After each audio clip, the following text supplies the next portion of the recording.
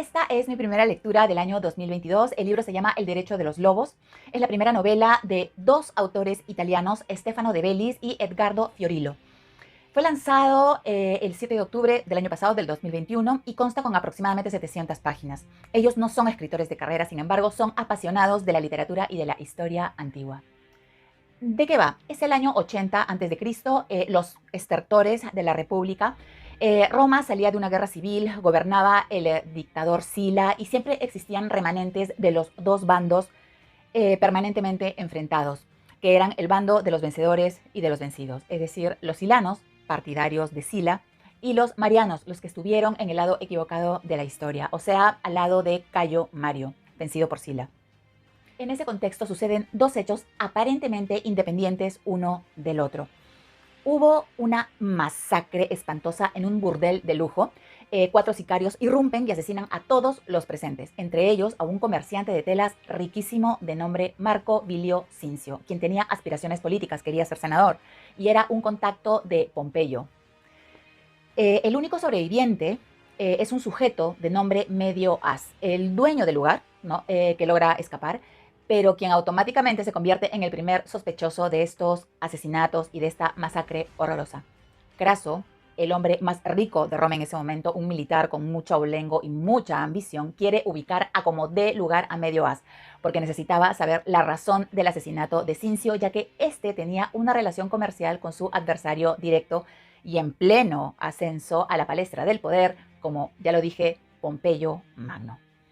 Recordemos que Pompeyo, Craso y Julio César formarían el famoso triunvirato de la República Romana años después. Para esta misión recluta al veterano centurión Tito Anio, quien a su vez reclutaría a un equipo muy sui generis, pero muy leal, conformado por un joven de origen galo de muy buen corazón, pero ya ciudadano romano de nombre Gabelo, y a un veterano legionario y alcohólico Astrágalo. Cuando se embarcan en esa misión, les queda muy claro que todo al final gira alrededor de la lucha por el poder y de satisfacer intereses particulares a costa de gente inocente.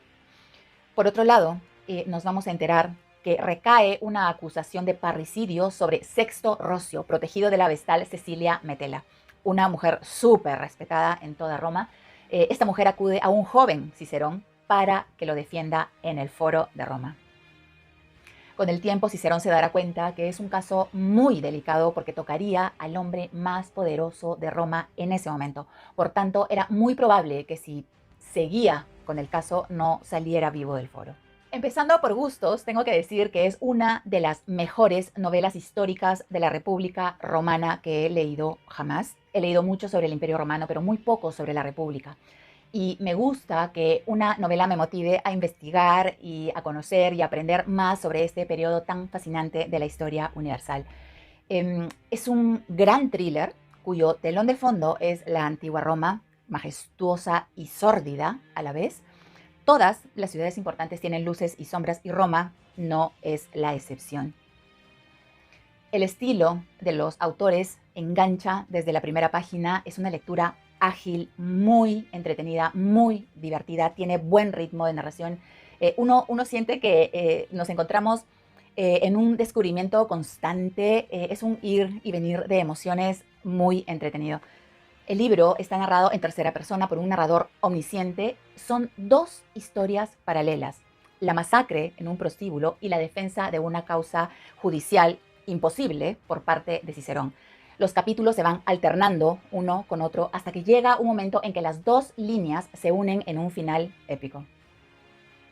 La primera historia tiene como protagonista al centurión veterano Tito, y que es la parte trepidante, emocionante, emotiva, es la parte de la aventura, de los riesgos, de correr por tu vida. Y ahí nos muestra con detalle todos los ambientes de la ciudad, las zonas pudientes y las zonas más populares. También nos muestra a los ciudadanos que pululaban y trabajaban por ahí, los legionarios veteranos, las prostitutas de los lupanares, los dueños de las popinas, que eran los bares de la antigua Roma, los patricios que iban a los prostíbulos, etc. Podemos ver una ciudad con mucho movimiento, mucha vida, muy picaresca, pero también muy viciosa, con muchos peligros que salen del lugar menos pensado y donde la población ya empezaba a abrirse a los placeres de la carne, y ese aspecto era transversal a toda la sociedad. Y siempre habrá quienes satisfacen esas necesidades. La segunda historia arranca a partir de un hecho real, la primera causa de Cicerón, mucho antes de convertirse en el príncipe del foro, porque era un orador magnífico. Acá nos muestra a un joven Cicerón que no era noble, pero que tuvo que aprender a desenvolverse en el mundo de los patricios. Tuvo que crear una defensa lo suficientemente contundente para salvar a su representado, pero defensa que a la vez tenía limitaciones tremendas porque había un nombre que no podía pronunciarse porque era como tocar al mismísimo Sila, el dictador del momento. Por lo tanto, no solo era un caso donde un abogado se jugaba su prestigio, sino que se jugaba la vida misma. Un gran acierto de los autores es la caracterización de Cicerón. Era un joven de 26 años y nos lo presentan inmaduro, inseguro, ingenuo hasta cierto punto, muy por debajo de las expectativas de las familias patricias de la época. Y lo veremos convertido en una especie de detective privado de la época con ayuda de su esclavo, amigo y escriba Tirón, quien dominaba el arte de la taquigrafía y que era su brazo derecho en estas investigaciones. Me gustan todos los personajes, no son pocos, pero los autores han logrado darle una voz a cada uno por muy pequeño que sea su papel y creo que eso es notable porque hace que te metas mucho más en la lectura y no puedas dejarla. Este libro es muy interesante porque no podemos dejar de hacer un paralelo entre otras épocas. Por ejemplo, la manera que tuvieron los países de enfrentar a la globalización y cómo Roma se tuvo que abrir al Mediterráneo en aquella época, ¿no? En la Roma antigua. Los autores dicen que la Roma de aquel entonces tenía una estructura sociopolítica que no estaba a la altura de los desafíos de su tiempo. Y en ese aspecto se parece a todas las metrópolis que se asoman a los nuevos tiempos con sus consecuencias y sus resistencias. Finalmente, nos aporta una gran historia de la República Romana cuyo eje es la lucha por el poder y sobre todo el miedo a perderlo.